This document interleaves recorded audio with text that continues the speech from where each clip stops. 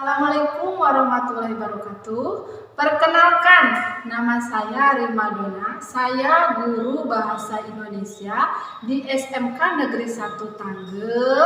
Sekaligus saya sebagai mahasiswa PPG dalam jabatan kategori 1 gelombang 2 tahun 2022. LPTK Universitas Siliwangi Tasikmalaya. Dalam PPL Aksi 1 ini, saya menggunakan model pembelajaran Discovery Learning.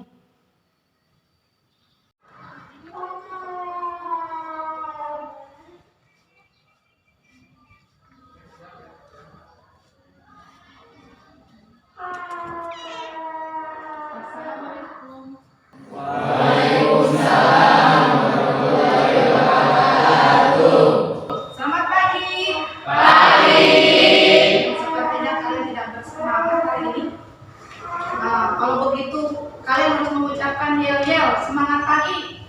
Dalam hitungan ketiga ya. 1, 2, 3.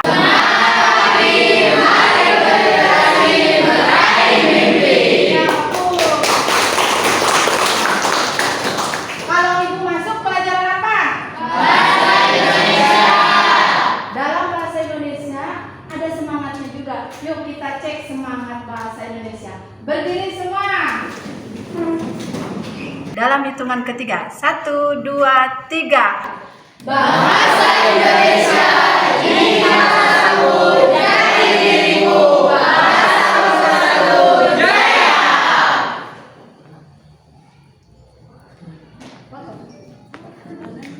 Kalian duduk kembali.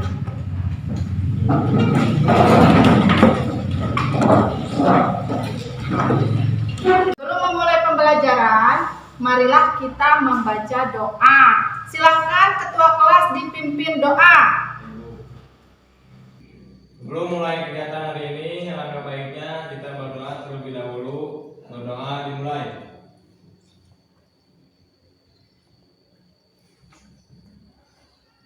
Berdoa selesai.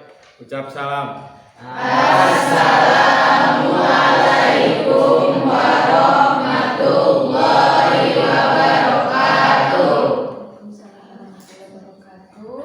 Ibu absen ya. Rifki, Hadir. Alfa, hadir. Kafi, Hadir. Nur Fadila, hadir. Ayuliani, hadir. Ya.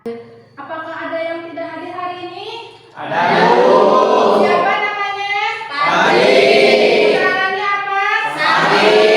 Semoga Fadli lekas sembuh. Amin. Pada pembelajaran teks editorial ini, Ibu akan menyampaikan tujuan pembelajaran ya.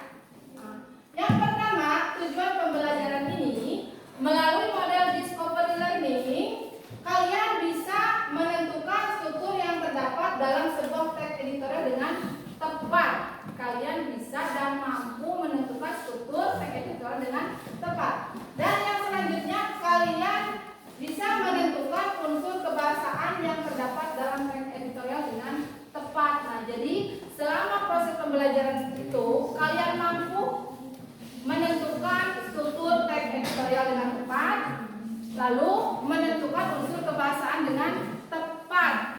Orang yang pegang trofi Piala Dunia ini namanya Sheikh Hamad bin Khalifa Al Thani. Dia adalah Emir Qatar yang berkuasa sejak 1995 sampai 2013. Pada Desember 2010, FIFA menetapkan Qatar sebagai tuan rumah Piala Dunia 2022 dan dia tampil mewakili Qatar di acara pengumuman. Penunjukan Qatar seketika memantik kontroversi, dan selama prosesnya pun kabar buruk terus bermunculan. Tapi di luar itu, kenapa sih Qatar nyalonin diri jadi host Piala Dunia? To organize the 2022 FIFA World Cup is Qatar.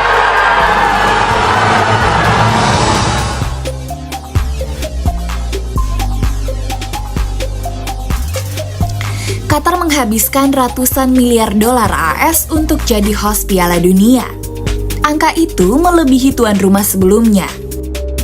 Uang segitu dipakai untuk membangun 7 stadion baru beserta fasilitasnya seperti pendingin suhu.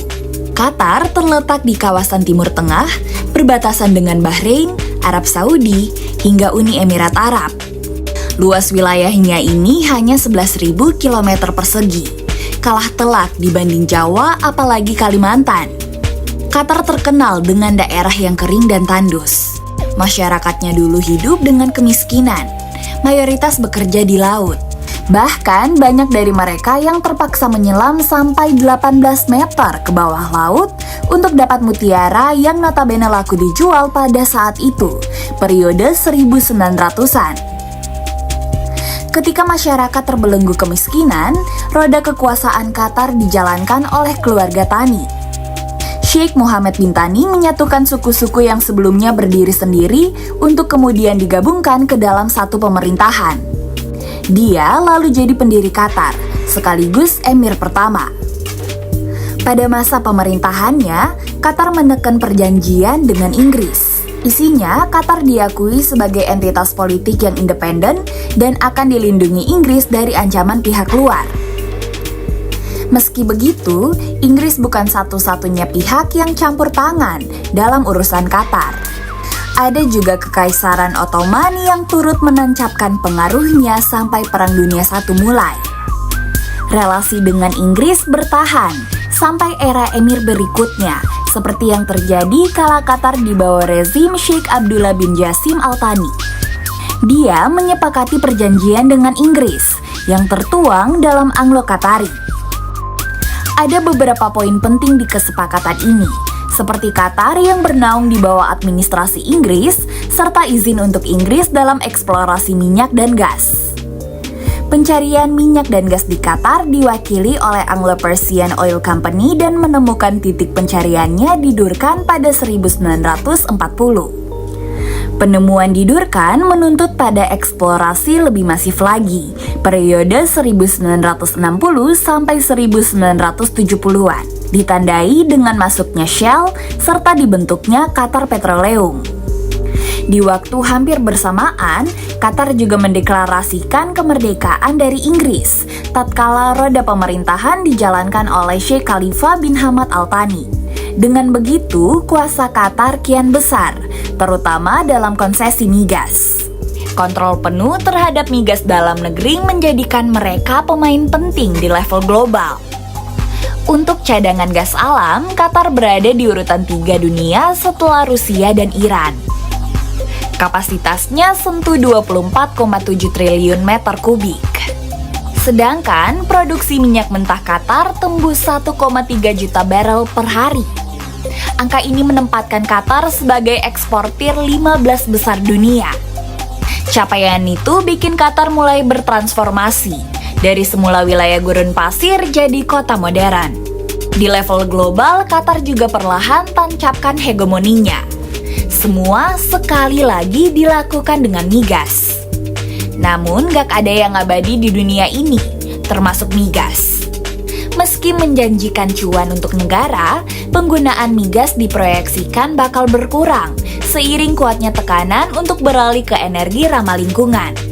Ketidakstabilan ekonomi juga wabah COVID-19 semakin mempersempit ruang gerak migas. Harga minyak mentah jenis Brent, ambil contoh, turun dari 64 USD di awal 2020 jadi 23 USD di April 2020. Kondisi ini lantas jadi tantangan untuk negara penghasil migas di Timur Tengah, dari Bahrain, Oman, Arab Saudi, Kuwait, sampai Qatar. Arab Saudi sendiri misalnya, sudah meluncurkan rencana mengurangi ketergantungan akan minyak. Di bawah komando Pangeran Muhammad bin Salman, Saudi meluncurkan visi 2030. Isinya menggenjot pendapatan negara lewat sektor-sektor di luar migas, seperti rekreasi, turisme, sampai infrastruktur. Alokasi dana yang disediakan bervariasi, dari 3,7 sampai 20 juta USD. Nah, ini juga yang dilakukan oleh Qatar. Mereka meluncurkan visi 2030 untuk mempercepat ekonomi dengan modal di luar migas. Laporan BBC pernah menyebut bahwa lembaga investasi pemerintah Qatar keluarkan 40 miliar pounds untuk investasi di sejumlah properti di Inggris. Gak cuma itu, Qatar juga mengakuisisi brand fashion terkemuka, Valentino dan rumah produksi Hollywood Miramax. Atau jadi sponsor klub bola. Negara ini juga membeli klub Paris Saint-Germain dan menjadikannya tempat para pemain bintang. Ambisi Qatar seperti enggak terbendung ketika mereka mencalonkan diri jadi tuan rumah Piala Dunia. Mengambil peran sebagai host acara olahraga akbar adalah lompatan penting bagi Qatar dalam merealisasikan visi 2030. Yang perlu kamu tahu, Piala Dunia hanya satu dari puluhan event olahraga internasional yang Qatar persiapkan sejak 2004. Artinya, Qatar masih akan terus berlari. Kalau kata analis, totalitas Qatar kali ini punya muara, yakni demi visibilitas dan pengaruh di kancah internasional. Qatar nggak ingin dinilai sebagai negara mediocre yang hanya bergantung pada hasil migas. Tapi totalitas Qatar seperti menerabas semua batasan, dari menyuap elit-elit FIFA sampai tutup mata dengan dugaan tewasnya ribuan pekerja konstruksi Stadion Piala Dunia.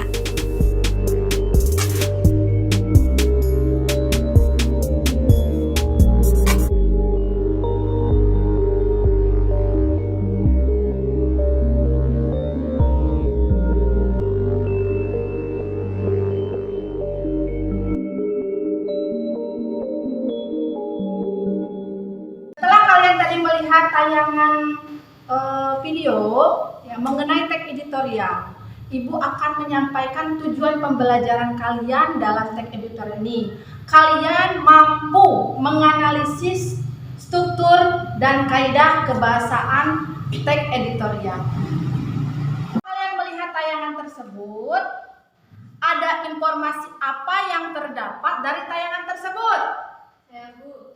Yes, ada? Teks editorial. Ya, betul, teks editorial. Kenapa disebut teks editorial? Ya, Bu, karena mengandung informasi yang terkini. Ya, betul ya. Karena mengandung informasi yang terkini. Nah, itulah salah satu pembelajaran yang akan Ibu sampaikan hari ini mengenai teks editorial. Oke. Ibu akan tanyakan sama kalian, apakah kalian hari ini sudah melihat atau mendengarkan informasi? Sudah. Melalui apa kalian menemukan informasi tersebut? Dari TV, Bu. Bagus. Dari koran, Media internet, Bu. Dari apa lagi? Dari koran, Bu. Ya, bagus, kalian bisa dan hebat. Tepuk tangan. Nah, selanjutnya, apa saja informasi yang didapatkan dari media tersebut? Apa berarti masuk? Kalau bencana alam berarti masuk kepada informasi peristiwa alam. Apa lagi? Ekonomi, Bu. Ekonomi, misalnya kalau ekonomi hubungannya dengan kegiatan atau yang ada hubungannya ekonomi di masyarakat ya, keuangan ya, ataupun misalnya dengan bantuan sosial itu termasuk ke dalam ekonomi. Ayo, apalagi misalnya yang suka ada sidang di DPR atau apa itu masuknya ke dalam Politik. Politik. Lalu apalagi misalnya ada konflik agama, berarti masuknya ke dalam informasi apa? Masuk ke dalam informasi apa?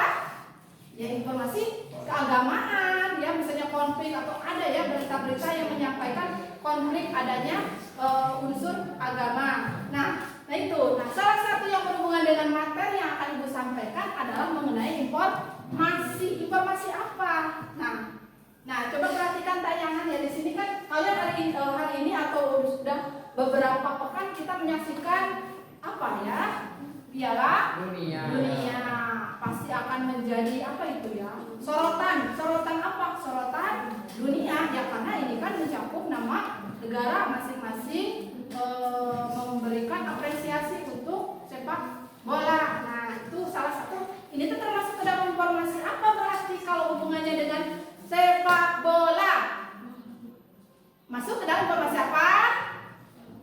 Ayo? Olahraga. Nah, itu. Jadi informasinya ke dalam olahraga. Nah, ya, itu. Nah, inilah yang akan Ibu sampaikan mengenai teks editorial. Nah, ada gambarnya di sini ya. Ada televisi yang sehari-hari kalian tonton, lihat. Ada tanda di sini, apa sih teks editorial itu? Tanda tanya ya. Selanjutnya, nah inilah teks editorial. Ya. Nah, teks editorial, apa sih teks editorial ini? Kenapa sih teks editorial ini bisa masuk ke dalam pembelajaran bahasa Indonesia?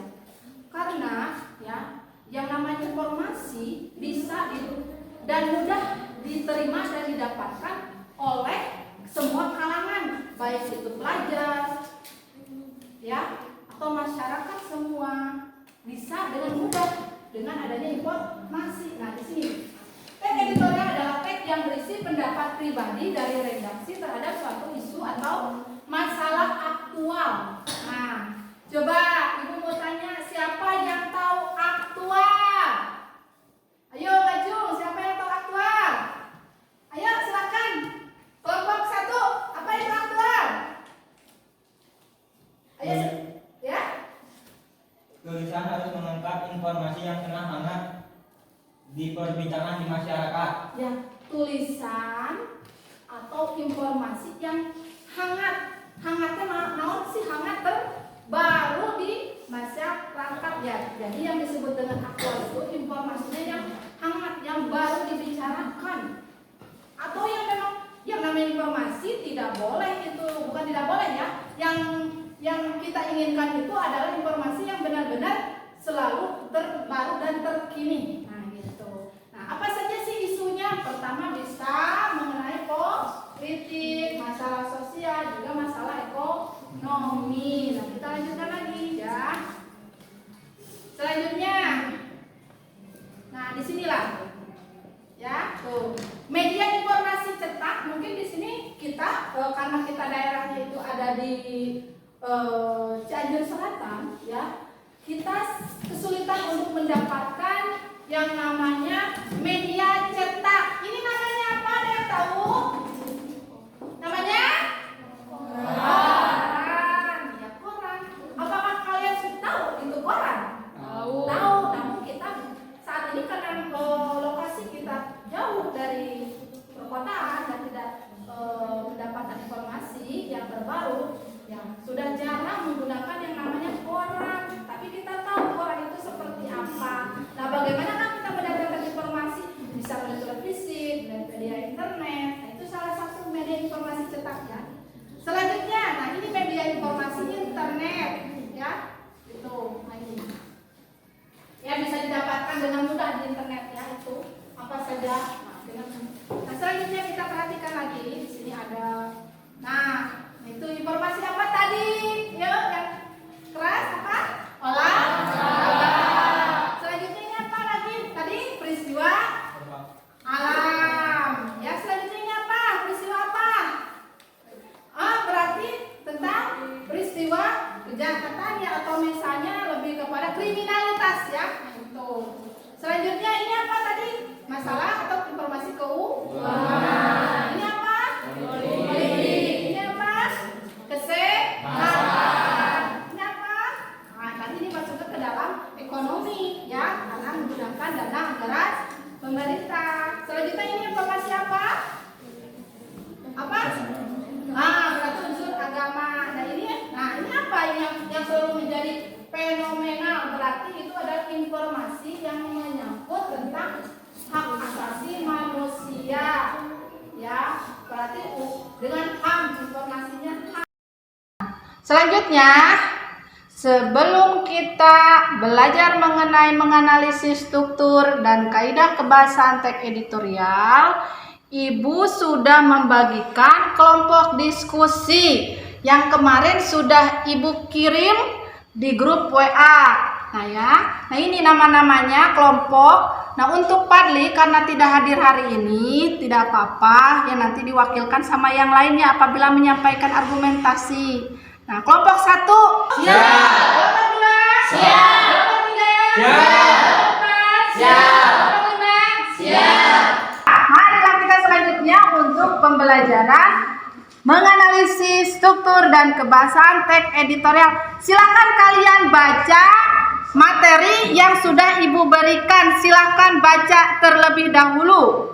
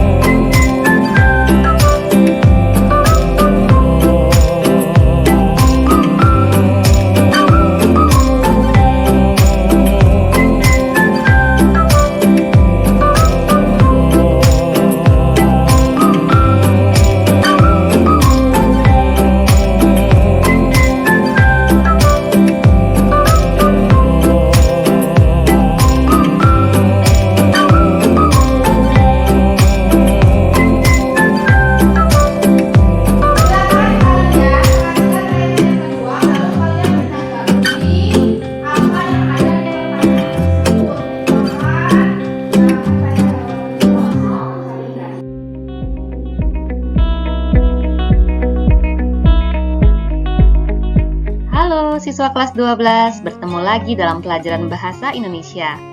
Hari ini kita akan belajar mengenai teks editorial. Setiap harinya di dunia ini pastinya terdapat banyak peristiwa-peristiwa yang terjadi, ya kan? Nah, peristiwa-peristiwa yang terjadi, ada sebagian yang perlu diberitakan atau disiarkan kepada khalayak umum. Nah, maka muncullah berbagai media yang bisa memberitakan hal penting yang terjadi. Bisa melalui surat kabar atau koran, melalui televisi, internet, buletin, majalah, dan lain sebagainya. Hari ini kita akan fokus kepada surat kabar. Nah, dalam surat kabar itu ada banyak kolom-kolom berita. Yang antara lain di dalamnya ya ada mengenai berita yang sangat penting dan harus segera diberitakan atau disampaikan kepada masyarakat. Biasanya letaknya di bagian awal dari surat kabar. Kita katakan itu sebagai hard news. Selanjutnya ada berita ringan, kita sebut sebagai soft news. Kemudian ada juga feature atau perpaduan antara berita dan opini dengan gaya penceritaan yang khas. Dan juga ada kolom yang namanya opini. Nah, dari sekian banyak yang ada dalam surat kabar, kita akan fokuskan kepada opini. Opini tentunya kalian tahu, opini adalah pendapat ya, pendapat atau pandangan orang lain. Nah, mengapa ini ada dalam surat kabar? Siapa yang bisa beropini? Ya, tentunya banyak yang bisa beropini ya.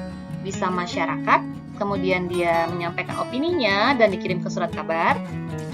Ada juga opini yang disampaikan dari redaksi surat kabar itu sendiri. Nah, dari serangkaian opini yang ada, salah satunya ada yang namanya editorial. Inilah yang akan kita pelajari lebih lanjut dalam pembelajaran ini ya.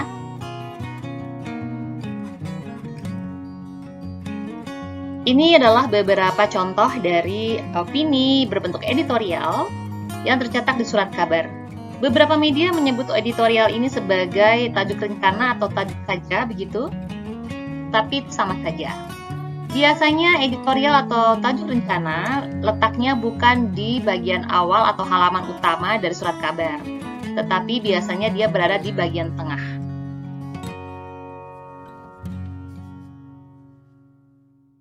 Seiring dengan perkembangan zaman dan teknologi, maka surat kabar tidak hanya tercetak dalam bentuk koran atau yang terbuat dari kertas, tetapi juga dihadirkan dalam bentuk online seperti ini. Nah, ini adalah contoh beberapa media yang menggunakan media online sebagai sarana untuk mempublikasikan berita-berita yang disampaikan, termasuk mengenai editorial dan juga tajuk rencana. Untuk mengenal lebih jauh mengenai editorial ini, kita akan memasuki materi pembelajaran. Yang akan dihadirkan adalah mengenai pengertian dan ciri-ciri teks editorial. Kemudian yang kedua mengenai struktur teks editorial. Ketiga mengenai kaidah kebahasaan yang digunakan dalam teks editorial. Lalu selanjutnya adalah mengenai langkah menyusun teks editorial. Editorial sama dengan tajuk rencana. Jadi ada media yang mengatakan sebagai editorial, ada juga media yang menggunakan kata tajuk rencana. Tetapi intinya sama saja. Dalam sebuah surat kabar tentunya ada banyak tim yang bekerja keras di belakangnya.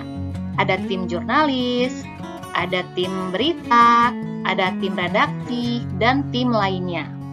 Untuk editorial atau tajuk rencana, tim yang mengerjakan atau bertanggung jawab adalah redaksi.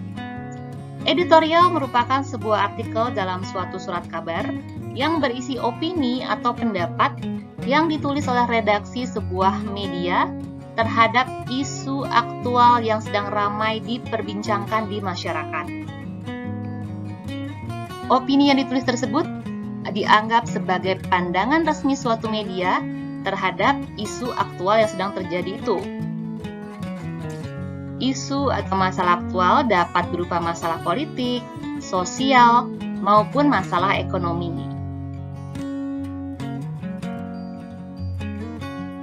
Editorial atau tajuk rencana dalam sebuah surat kabar bertujuan untuk memberikan opini atau pandangan redaksi kepada para pembaca terhadap isu yang sedang berkembang atau sedang ramai dibicarakan.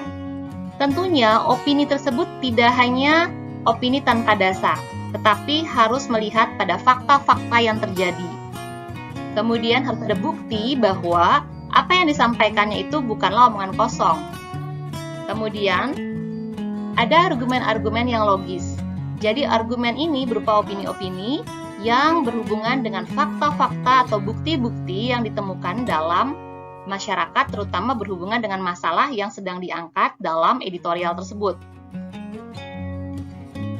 Untuk bisa membedakan antara bentuk teks editorial dengan bentuk teks berita lainnya, kita bisa lihat dari ciri-cirinya. Ciri-ciri teks editorial yang pertama adalah bersifat aktual dan faktual. Maksudnya, isi teks mengangkat informasi yang memang sedang hangat diperbincangkan atau dibicarakan di masyarakat. Ciri yang kedua adalah sistematis dan logis. Teks yang tersusun sesuai dengan struktur dan kaidah kebahasaannya. Isi teks editorial itu harus masuk akal atau logis dan tidak bersifat imajinatif. Ciri yang ketiga adalah argumentatif. Nah, disinilah titik berat dari ciri teks editorial. isi teks editorial itu mengutarakan argumen-argumen pribadi berdasarkan sudut pandang dari tim redaksi. Jadi tim redaksi melihat fenomena apa sih yang sedang heboh nih, sedang viral atau sedang ramai dibicarakan di masyarakat. Itu adalah hal yang bisa menjadi bahan untuk menjadi teks editorial. Seperti itu. Agar dapat menyusun teks editorial dengan benar, kita harus berpatokan atau merujuk pada strukturnya. Struktur teks editorial terbagi menjadi 3 bagian. Bagian pertama adalah tesis atau pernyataan umum. Bagian kedua adalah argumentasi. Bagian ketiga adalah penegasan ulang. Pada tesis atau pernyataan umum, di sini redaksi bisa memberikan pernyataan atau teori tentang permasalahan yang akan diperkuat oleh argumen pada bagian kedua. Nah, pernyataan atau teori ini berdasarkan apa yang dilihat atau apa yang diamati tentang peristiwa-peristiwa yang sedang hangat dibicarakan oleh masyarakat. Di bagian kedua, yaitu argumentasi, di sini redaksi adalah memberi alasan atau bukti-bukti yang digunakan untuk memperkuat pernyataan tesisnya di bagian pertama tadi. Jika ada argumen-argumen, bukan hanya sekedar opini saja, tetapi fakta-fakta apa yang didapatkan itu juga harus dituliskan dalam bagian ini. Dari fakta yang terjadi, kemudian apa opini mereka, harus berimbang. Di bagian ketiga atau penegasan ulang, berisi penguatan kembali atas pendapat yang ditunjang pula oleh fakta-fakta yang ada di bagian argumentasi atau di bagian kedua. Jadi dikuatkan kembali pernyataannya di bagian akhir, yaitu di bagian penegasan ulang ini. Agar kamu lebih memahami mengenai struktur teks editorial, kalian bisa menganalisis contoh dari sebuah teks editorial, kemudian kalian lihat yang mana bagian tesis, mana bagian argumentasi dan fakta-fakta, kemudian mana yang merupakan penegasan ulang. Menyusun sebuah teks editorial tidak hanya berpatokan kepada strukturnya saja, tetapi juga memperhatikan kaidah kebahasaan yang digunakan. Kaidah kebahasaan teks editorial biasanya menggunakan beberapa hal berikut ini. Pertama adalah menggunakan kata keterangan atau adverbia dalam kalimat-kalimat atau paragraf yang disusunnya. Selanjutnya menggunakan konjungsi atau kata hubung, lalu verba material, verba relasional, dan juga verba mental. Mari perhatikan dengan lebih seksama mengenai kaidah kebahasaan yang digunakan dalam teks editorial. Yang pertama adalah adverbia. Adverbia itu disebut juga kata keterangan. Biasanya yang sering muncul atau sering digunakan dalam teks editorial adalah adverbia frekuentatif. Maksudnya adalah kata keterangan ini menggambarkan makna yang berhubungan dengan tingkat kekerapan terjadinya sesuatu. Contohnya adalah kata selalu, biasanya, sering, kadang-kadang, jarang, sebagian besar, dan lain-lain. Kaidah kebahasaan yang kedua adalah konjungsi. Konjungsi disebut juga dengan kata hubung ya, yaitu menghubungkan satu kata dengan kata lain, sebuah frasa dengan frasa lain, klausa dengan klausa, atau kalimat dengan kalimat. Yang biasanya digunakan dalam teks editorial adalah konjungsi antar kalimat. Jadi dia menghubungkan satu kalimat dengan kalimat lainnya. Contoh katanya adalah bahkan, malahan, sesungguhnya, dan masih banyak lagi. Kaidah kebahasaan berikutnya adalah verba. Ada 3 jenis verba yang digunakan dalam teks editorial. Pertama adalah verba material, kedua verba relasional, ketiga verba mental. Verba disebut juga sebagai kata kerja yang berfungsi sebagai predikat dalam sebuah kalimat. Mari kita bahas verba yang pertama. Verba material merupakan kata kerja yang menunjukkan aktivitas fisik yang dapat dilihat secara nyata. Poinnya adalah di kata aktivitas fisik yang bisa dilihat secara nyata. Baiklah, contohnya adalah 1. Pesawat tempur Amerika mendarat di Irak. Kata mendarat adalah verba material. Contoh kedua, petugas bendera itu menaikkan bendera merah putih. Verba materialnya adalah kata menaikkan. Contoh ketiga, gubernur mengendarai sepeda saat menuju kantor wali kota. Kata mengendarai adalah verba material. Berikutnya adalah verba relasional. Verba relasional adalah kata kerja yang menjelaskan hubungan sebab akibat, atau menjelaskan sebuah identitas, atau menyatakan kepemilikan. Contohnya, kalimat 1. Kampus itu mempunyai 10 fakultas. Kata mempunyai adalah verba relasional. Contoh 2. Masjid merupakan tempat ibadah umat muslim. Kata merupakan adalah verba relasional. Contoh 3. Bencana banjir menimbulkan korban jiwa. Kata menimbulkan merupakan verba relasional. Yang ketiga adalah verba mental, atau disebut juga sebagai verba tingkah laku. Merupakan kata kerja yang mengekspresikan respon atau sikap seseorang terhadap suatu kondisi atau tindakan. Contohnya, kalimat 1. Seorang bocah Palestina menangis saat ayahnya tewas. Kata menangis adalah verba mental. Contoh kedua, Pak Dodo merasa hidup di kota besar tidaklah mudah. Kata merasa adalah verba mental. Contoh ketiga, masyarakat khawatir harga bahan pokok meningkat. Kata khawatir adalah verba mental. Yang perlu kalian ketahui berikutnya adalah langkah-langkah menyusun teks editorial. Setidaknya ada 4 tahapan untuk menyusunnya ya. Yang pertama adalah memilih topik terkini dan terhangat yang menarik pembaca. Langkah kedua adalah mengumpulkan data untuk mendukung opini. Data-data ini adalah fakta-fakta yang berhubungan dengan topik yang sedang disampaikan atau yang sedang dihadirkan dalam teks editorial. Fakta ini harus mendukung opini yang disampaikan. Langkah ketiga adalah menyesuaikan topik dengan pembaca.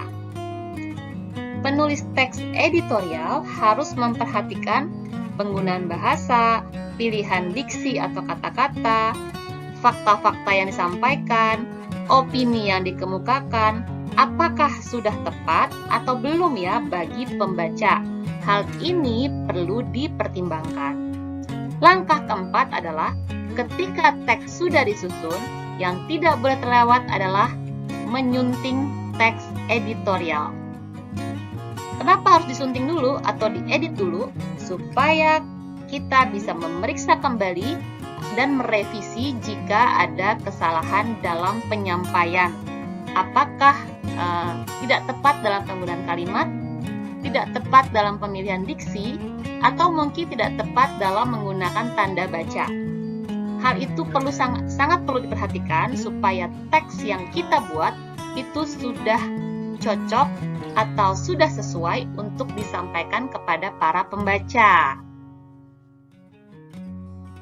Demikianlah materi hari ini. Jangan lupa untuk mengulang kembali dan mempelajari kembali video pembelajaran ini.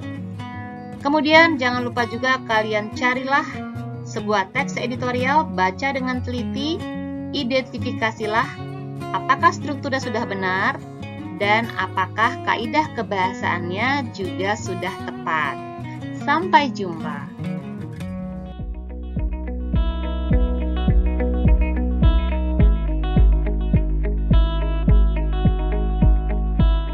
Kalian tadi melihat tayangan, sekarang kalian memberikan pendapat dari tayangan materi pembelajaran teks editorial. Silakan dari masing-masing kelompok untuk berdiskusi dari kelima pertanyaan tersebut. Silakan, waktunya 5 menit.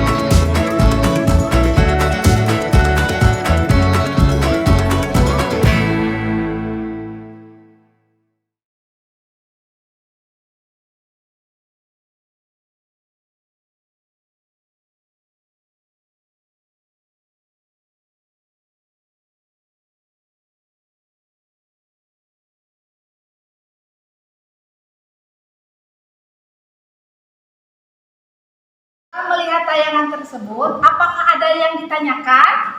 Saya Bu, Ya, Anissa. saya ingin bertanya, mengapa teks editorial sering muncul di koran? Kenapa teks editorial sering muncul di koran? Karena teks editorial itu adalah suatu informasi yang memang terbaru, ya, disajikan, harus berdasarkan terbaru dan bukan kadaluarsa. Jadi informasi tersebut harus memang terbaru dan disajikan per tanggal. Nah, di media massa tersebut kalian harus bisa menyortir mana berita yang terbaru dan yang tidak. Nah, jangan sampai ada yang namanya berita-berita tersebut juga mengandung hoax, ya. Akan kalian berdiskusi dan menyampaikan pendapat dari masing-masing kelompoknya, ya. Nanti Ibu beri kesempatan kepada masing-masing kelompok untuk menyampaikan pertanyaan dan kelompok lain menyampaikan jawaban. Masing-masing kelompok harus bisa menanggapi pertanyaan dari temannya kelompok lain. Silakan sekarang kalian siapkan materi diskusinya untuk ditanggapi sama kelompok lain. Dari kelompok 1 silakan. Dari kelompok 1. Siap Bu, Berdiri silakan apa? Ya, aku ingin bertanya, saya perwakilan dari kelompok 1 mengenai pertanyaan saya yaitu tujuan dari teks editorial itu apa? Silakan kelompok 2, tujuan dari teks editorial itu untuk apa? Berdiri silakan. Teks editorial ini bertujuan untuk mengajak pembaca agar ikut berpikir dalam masalah isu topik yang sedang hangat terjadi di kehidupan sekitar. Selain itu, juga memberikan pandangan kepada pembaca terhadap isu yang sedang berkembang. Ya, bagus ya. Silakan kelompok selanjutnya yang mau memberikan pertanyaan. Dan kelompok 3, mana kelompok 3? Silakan. Ya, kelompok 3 nanti kelompok 4 menanggapi pertanyaan dari kelompok 3 ya. Silakan berdiri. Perkenalkan, nama saya Naranisa Putri, saya dari kelompok 3, perwakilan dari kelompok 3. Saya ingin bertanya kepada kelompok 4, mengapa menulis teks editorial harus berdasarkan fakta? Silakan kelompok 4. Baik, izin menjawab. Karena teks editorial memaparkan sesuatu yang nyata namun dituangkan berdasarkan opini penulis. Ya, bagus ya. Silakan ditanggapi oleh kelompok 5. Kelompok 4 silakan ada ditanyakan berhubungan dengan teks editorial dan ditanggapi oleh kelompok 5. Silakan. Berdiri silakan.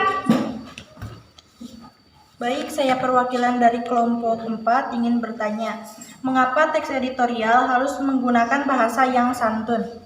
Silakan. Siap, izin menjawab. Karena teks editorial dibaca oleh semua kalangan. Ya, betul ya. Jadi yang namanya harus menggunakan bahasa yang santun ya, karena dibaca oleh semua kalangan. Selanjutnya ya, kelompok 5. Silakan menyampaikan pertanyaan dan dijawab oleh kelompok 1. Silakan kelompok 5 mengajukan. Baik. Dalam video tersebut ditayangkan koran itu apa? Silakan dijawab kelompok 1. Baik, saya akan menanggapi pertanyaan dari kelompok 5. Koran adalah sejenis media massa yang dicetak tujuannya memberikan kejadian-kejadian sehari-hari dalam kehidupan manusia. Terdapat tanggal terbit dari setiap cetaknya. Ya, betul ya. Maksudnya seperti yang sudah disampaikan oleh Ibu, koran itu adalah media cetak yang memang diterbitkan berdasarkan tanggal. Ya, tanggal diterbitkan. Nah, untuk koran ini sekarang sudah beralih ke media teknologi, yaitu internet. Nah, koran-koran ini masih ada, namun sudah jarang ditemukan di daerah-daerah seperti kita ya. Seperti kita memang untuk jarak tempuhnya juga tidak memungkinkan sehingga koran tidak update, tidak sesuai dengan waktu diterbitkan apabila ada pun. Tapi kalau di kota-kota pasti masih ada koran tersebut yang sesuai dengan tanggal terbitnya. Nah, itu salah satunya. Ada lagi kelompok yang belum memberikan pertanyaan, kelompok 2 mana kelompok 2? Sok silakan kelompok 2. Ya ditanggapi sama kelompok 3 ya, silakan. Mengapa teks editorial harus mengandung informasi? Silahkan dijawab berdiri. Ya, izin menjawab. Karena teks editorial berisi pendapat seseorang terhadap suatu isu atau masalah. Ya, betul ya. Betul. Jadi yang namanya teks editorial adalah suatu isu atau masalah yang sedang terjadi ya di Indonesia, misalnya bagaimanakah cara bisa terjadi karena kita banyak media-media informasi yang bisa diterima oleh khalayak, baik itu masyarakat semua, kita bisa dengan mudah cepat menerima informasi dalam waktu 1 detik ataupun berapa menit kita sudah menerima informasi yang terbaru. Nah, itu salah satu yang berhubungan dengan materi teks editorial. Sekarang Ibu akan memberikan LKPD kelompok ya. Nah, Ibu minta waktu sama kalian untuk mengerjakan 10 menit ya. LKPD kerjakan dengan tepat ya, dengan teliti. Nah, Ibu akan bagikan LKPD kelompoknya. Nanti sama kelompok 3 ya, silakan. Mengapa teks editorial harus mengandung informasi? Silakan dijawab berdiri. Ya, izin menjawab. Karena teks editorial berisi pendapat seseorang terhadap suatu isu atau masalah. Ya, betul ya. Jadi yang namanya teks editorial adalah suatu isu atau masalah yang sedang terjadi ya di Indonesia. Misalnya bagaimanakah cara bisa terjadi karena kita banyak media-media informasi yang bisa diterima oleh khalayak, baik itu masyarakat semua, kita bisa dengan mudah cepat menerima informasi dalam waktu 1 detik ataupun berapa menit kita sudah menerima informasi yang terbaru. Nah, itu salah satu yang berhubungan dengan materi teks editorial. Nah, itu. Perlu diingat bahwa teks editorial itu berbeda dengan opini. Kalau opini pendapat pribadi, sedangkan teks editorialnya pendapat redaksi ya. Nah, selanjutnya perbedaan fakta dan opini. Nah, kalian tuh kan sekarang tuh gampang mudah dihasut ya dari media-media atau informasi. Apa itu? Nah, bagaimanakah cara kita memilah? Jangan langsung kita mendapat informasi lalu kita langsung percaya. Nah, kita harus bagaimana memilahnya? Ada disebut dengan informasi itu fakta, ada informasi itu hanya berdasarkan opini saja. Kalau fakta berdasarkan data, kejadian, ya, atau yang menjelaskan peristiwa tersebut ya. Di sini kita lihat fakta merupakan pernyataan berupa situasi real. Real itu adalah nyata, suatu kejadian yang memang benar terjadi. Nah, sedangkan opini, ya, suatu sikap atau pendapat dari seseorang tentang sebuah keadaan yang pernah atau belum terjadi. Nah, selanjutnya, nah ini jenis teks editorial ya. Yang pertama, editorial itu ada membawa positif, negatif, dan netral. Kalau positif berarti memberikan pengaruh yang positif, contohnya mengenai informasinya itu memberikan wawasan kepada masyarakat. Kalau negatif contohnya beritanya berita yang hoax itu ya, yang memberikan asumsi kepada masyarakat untuk melakukan suatu tindakan, misalnya bagaimana cara misalnya melakukan tindakan kriminal atau apa, biasanya ada tip-tip atau apa. Nah, itu suka menyebar dengan cepat. Nah, itu salah satu yang berita selanjutnya adalah mempengaruhi gitu kan, mempengaruhi orang supaya percaya terhadap sesuatu, misalnya partai ya. Selanjutnya netral. Kalau netral berarti tidak berpihak kepada manapun.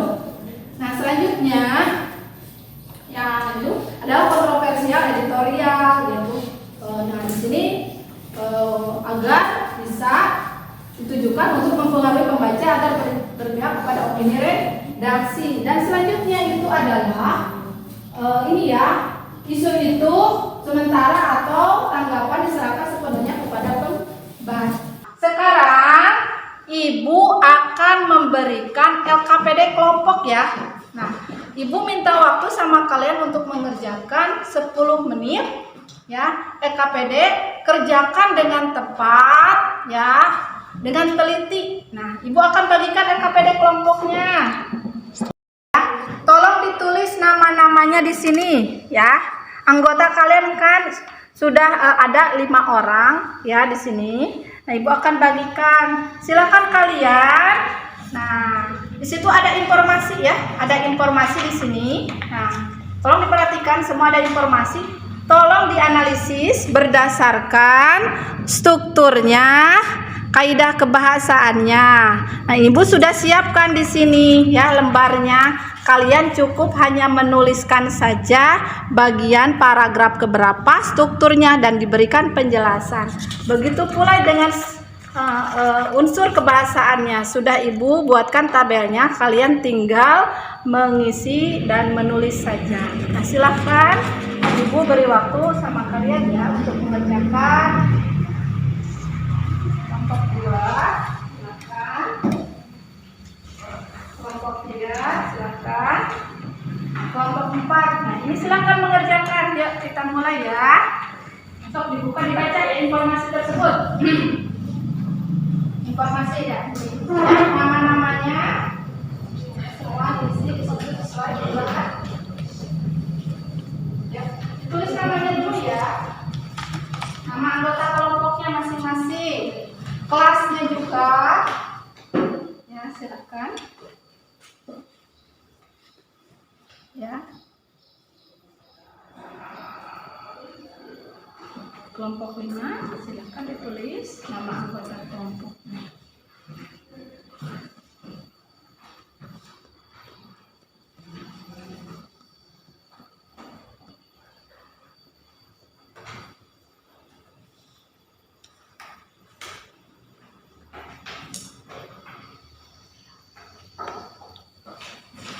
Silakan kerjasama ya untuk mengerjakan tugasnya. Kerjasama, Ibu minta ada kerjasama di antara kalian supaya pekerjaan lebih mudah dan lebih cepat.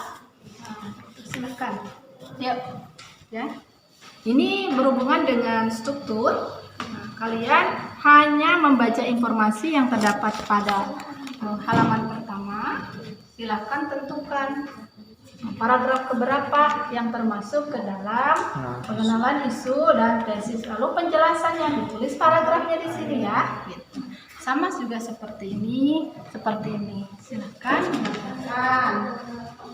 Apakah ada yang belum paham mengenai LKPD kelompok? Silakan ditanyakan. Paham semua? Alhamdulillah ya, paham semua. Jadi kalian tinggal menulis saja apa yang terdapat dalam struktur teks editorial yang ada di teks tersebut. Silahkan. Ya, silahkan. Silahkan berdiskusi ya. Berdiskusi sama-sama ya. Ada yang berbicara ya, ada yang menyampaikan ya. Boleh di apa namanya? Nah, silahkan. Dan ini ada yang membaca dan ada yang menulisnya. Silakan kerjasama ya. Yang berdua.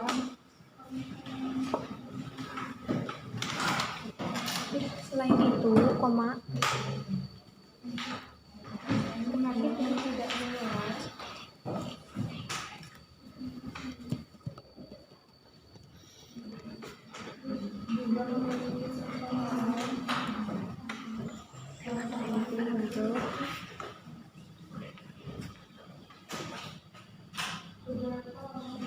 Setiap orang penting. Oleh karenanya,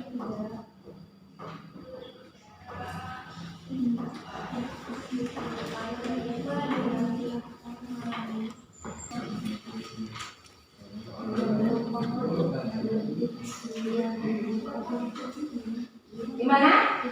Sudah ke struktur? Silakan. Yuk, Kaki.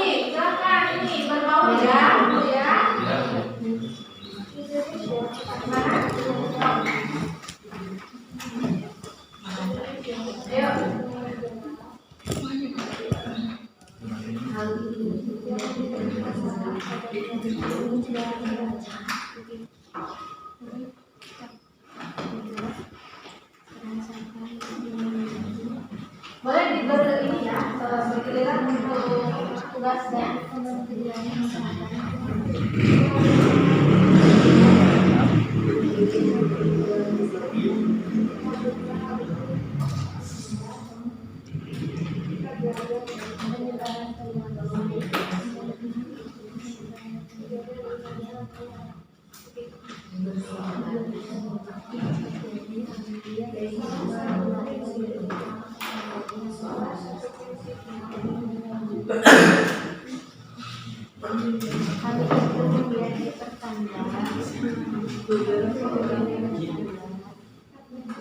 Silakan, ada yang ditanyakan mengenai SKPD kelompok?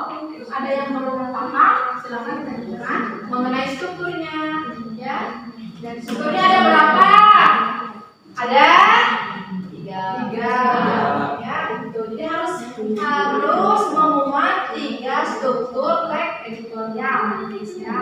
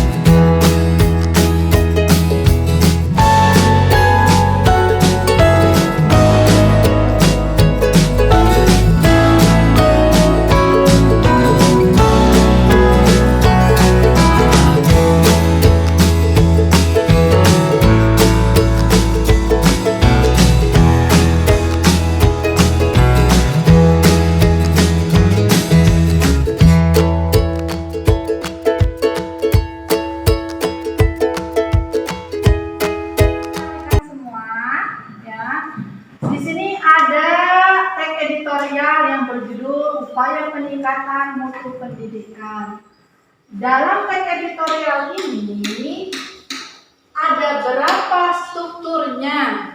Ada berapa? Ada? Ya. Yang pertama apa? Yang pertanyaan pendapat atau tesis. Yang kedua, argumentasi. Yang ketiga, disinilah ada struktur yang terdapat dalam teks editorial. Jadi, dalam struktur teks editorial itu ada beberapa paragraf ya, yang termasuk ke dalam pernyataan, argumen, dan penegasan. Ini yang disebut dengan paragraf 1. Ini paragraf kedua. Ini paragraf ketiga. Ini paragraf keempat. Nah, ini paragraf kelima. Bagaimanakah caranya kita menganalisis struktur? Nah, kita lanjutkan lagi ya. Nah, seperti ini. Ya. Itu. Selanjutnya, setelah struktur, ada unsur kebahasaan. Unsur kebahasaan ada berapa? Ada? Satu apa? Kalimat retoris. Dua, kata. Tiga, kata ganti penunjuk. Empat, konjungsi. Di sini konjungsi itu terbagi menjadi 4. Namun dalam teks editorial ada beberapa yang mesti dalam konjungsi ataupun tidak, ya. Biasanya ada, tapi juga ada yang tidak menuliskan konjungsi juga, misalnya berhubungan dari keempat tersebut, ya. Jadi berbeda-beda. Namun konjungsi harus ada walaupun tidak menyangkut keempat-empatnya ini, ya. Nah, dari teks editorial yang atas tersebut kita sudah menganalisis. Nah, ini ya. Sudah terbagi menjadi 4 unsur kebahasaan. Nah, itu ya. Jadi, setelah kalian menganalisis tersebut, kalian nanti akan melanjutkan kegiatan ke LKPD kelompok ya. Apabila ada yang belum paham, silahkan ditanyakan. Karena diskusi sudah selesai, sekarang masing-masing kelompok harus mempertanggungjawabkan apa yang sudah dikerjakan. Masing-masing perwakilan, silakan kelompok 1 menyampaikan jawaban dari hasil diskusinya, dikemukakan. Silakan berdiri. Perkenalkan, nama saya Alma Sakina, perwakilan dari kelompok 1. Di sini saya akan membacakan hasil dari diskusi kami. Yang pertama itu adalah pengenalan isu yang berada di paragraf ke-1, yaitu kesehatan menjadi hal yang sangat penting untuk setiap orang. Oleh karenanya diperlukan gaya hidup yang baik agar kesehatan tetap terjaga sehingga tubuh tidak mudah terserang penyakit. Kemudian pada penyampaian pendapat atau argumentasi terdapat pada paragraf nomor 3, yaitu berdasarkan data dari Kementerian Kesehatan, penyebaran penyakit yang terjadi hampir merata. Hal itu menjadi pertanda bahwa kesehatan dan penyakit yang ada di masyarakat telah bergeser. Gaya hidup yang baik dan menjaga pola makan menjadi hal yang penting agar kandungan gizi yang diperlukan tubuh dapat dipertahankan. Kemudian, pada struktur teks pernyataan ulang pendapat terdapat pada paragraf nomor 4, yaitu pencegahan penyakit tentunya jauh lebih baik.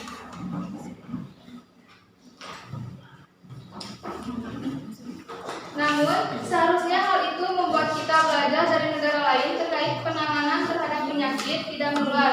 Salah satu prinsip yang diperlukan untuk menangani penyakit adalah dengan mencegah daripada mengobati. Langkah itu juga dapat didukung dengan kebijakan pemerintah untuk mewajibkan adanya label informasi kandungan gizi pada makanan ataupun minuman. Sekian yang dapat saya sampaikan. Mohon maaf tidak ada kesalahan. Sekian, terima kasih. Ya, terima kasih untuk kelompok 1. Silakan untuk kelompok lain apabila ada yang perlu ditanggapi, silakan. Ya, silakan. Ada yang menanggapi untuk pernyataan dari jawabannya kelompok 1, silakan. Ada? Ayo kelompok berapa? Ya, silakan. Ya. Dalam pengenalan isu kurang lengkap Bu karena tidak disertakan paragraf 2. Coba diperhatikan lagi, kelompok 1 ternyata ditemukan oleh kelompok 5, tidak ditemukan paragraf 1. Ya, nah berarti untuk kelompok 1 harus teliti ya. Berarti ada paragraf yang tidak termasuk ke dalam struktur. Bagus ya, berarti kalian bisa mengevaluasi ya kelompok lain. Nah, untuk kelompok 2 silahkan pertanggungjawabkan hasil diskusinya dari kaidah bahasanya, silahkan. Kaidah bahasanya di mana? Kelompok 2, kaidah bahasa yang kata kalimat retorisnya, silahkan. Kelompok 2. Silahkan kalimat retorisnya. Gimana, sudah siap kelompok 2? Oh, silahkan Neng Dinda. Kalimat retorisnya apa saja yang terdapat dalam teks editorial tersebut? Berdiri ya. 1. Kesehatan menjadi hal yang penting untuk setiap orang. 2. Saat ini penanganan terhadap penyakit belum sepenuhnya berhasil. Dari kelompok 2 menyampaikan bahwa kalimat retoris itu ada kalimat yang disampaikan. Kelompok 3 mau menanggapi kelompok 2 berhubungan dengan kalimat retoris, silakan. Apakah ada yang kurang atau tidak? Sudah cukup Bu. Sudah cukup? Sudah cukup. Ya, sudah sesuai ya gitu. Nah, selanjutnya kelompok 2. Kelompok 3 untuk menyampaikan kata populer yang terdapat dalam teks editorial. Silahkan. Sebelumnya, perkenalkan nama saya Sada dari kelompok 3. Kata populer pertama, prinsip dasar. Ya. Prinsip dasar, ganda lipat, label merek, informasi penanganan, kandungan termuat, program, rancangan, pola cara kerja, lembaga, badan. Ya, terima kasih. Dari kelompok 3 bahwa terdapat kata populer. Nah, kelompok 4 gimana? Apakah ada penambahan kata populer yang terdapat dari kelompok 3? Silahkan. Tidak ada, sudah cukup. Sudah cukup. Ya, silakan. Kelompok 4, coba sekarang kalian kata ganti penunjuk apa yang terdapat ya, silahkan disampaikan, dikemukakan. Ya, siap, izin menjawab.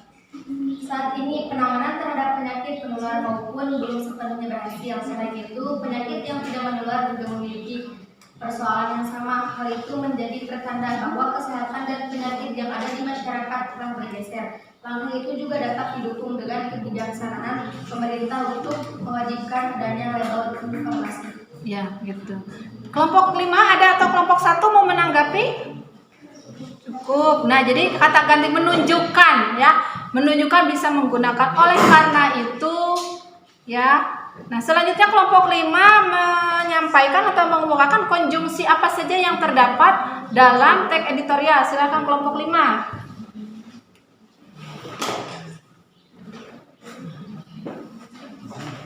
Silakan ya, berdiri. Izin menjawab Bu. Ya. Saat ini terhadap penyakit menular belum sepenuhnya bersih. Beberapa orang terkena penyakit yang menular bahkan mengalami peningkatan dan peningkat dapat menjadi pembunuh nomor 1. Oleh karena diperlukan itu yang baik agar tetap terjaga sehingga tubuh tidak ada penyakit. Ada kata hubung atau konjungsi yang terdapat ada 4 ya. Nah, ada yang menanggapi? Silakan dari yang dikemukakan oleh kelompok 5, kelompok 1. Silakan kemukakan. Sudah cukup. Alhamdulillah untuk LKPD kelompok sudah terselesaikan. Silahkan kumpulkan ke depan. Sok, silahkan kumpulkan ke depan semua. Ya, kumpulkan ke depan. Silahkan.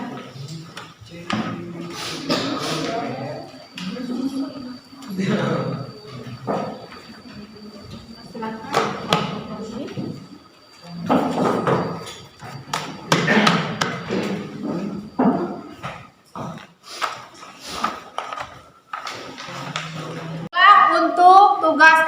sebagai kelompok sudah terselesaikan.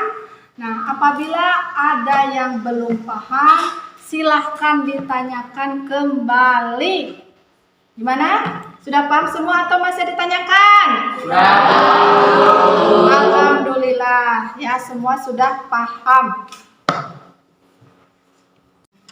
Dari yang sudah kita pelajari mengenai struktur, kaidah kebahasaan, nah Ibu akan menyampaikan kesimpulan ya, bahwa yang namanya teks editorial itu adalah teks yang berisi tulisan yang disampaikan oleh media massa atau redaksi yang disampaikan kepada khalayak ya, yang isinya memuat informasi yang terbaru. Apa saja sih yang terdapat dalam teks editorial? Yang pertama adalah struktur ya, ada 3 struktur ya.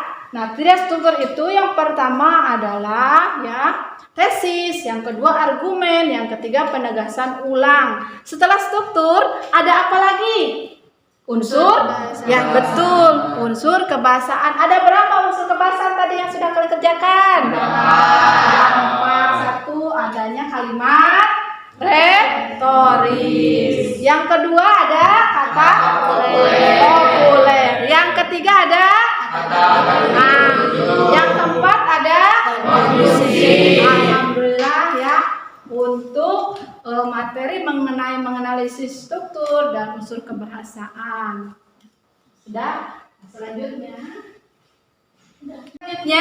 ada tugas individu ya. Individu ini untuk mendapatkan nilai dari masing-masing individu.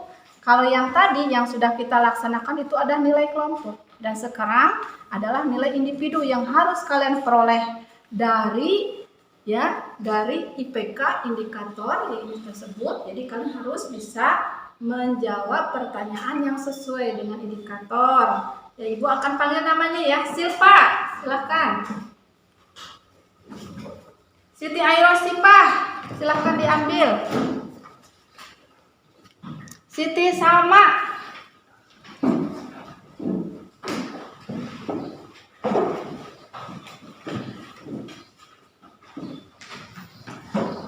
Saadah.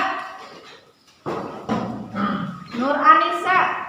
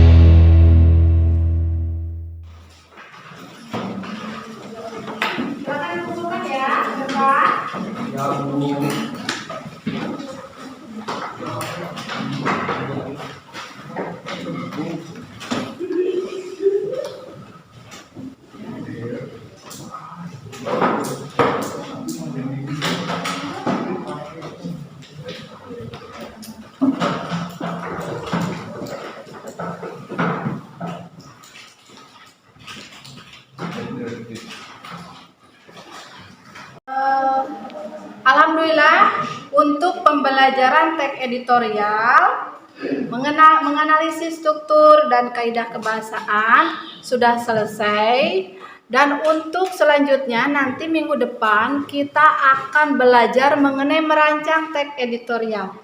Mohon kalian semua membawa media-media yang berhubungan dengan teks editorial.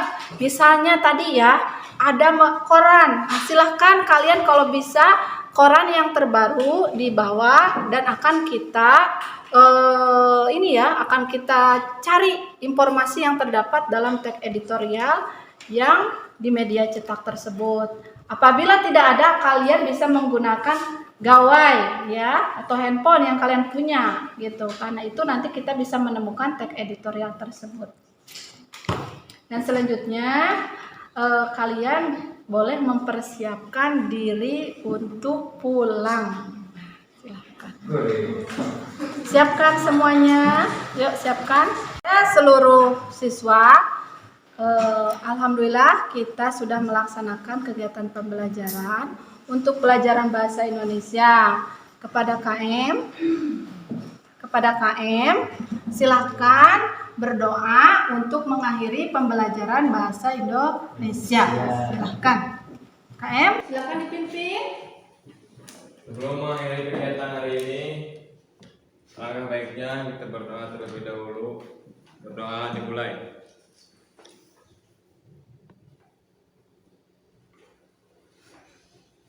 Berdoa selesai. Ucap salam. Assalamualaikum warahmatullahi wabarakatuh. Waalaikumsalam warahmatullahi wabarakatuh. Semangat ya.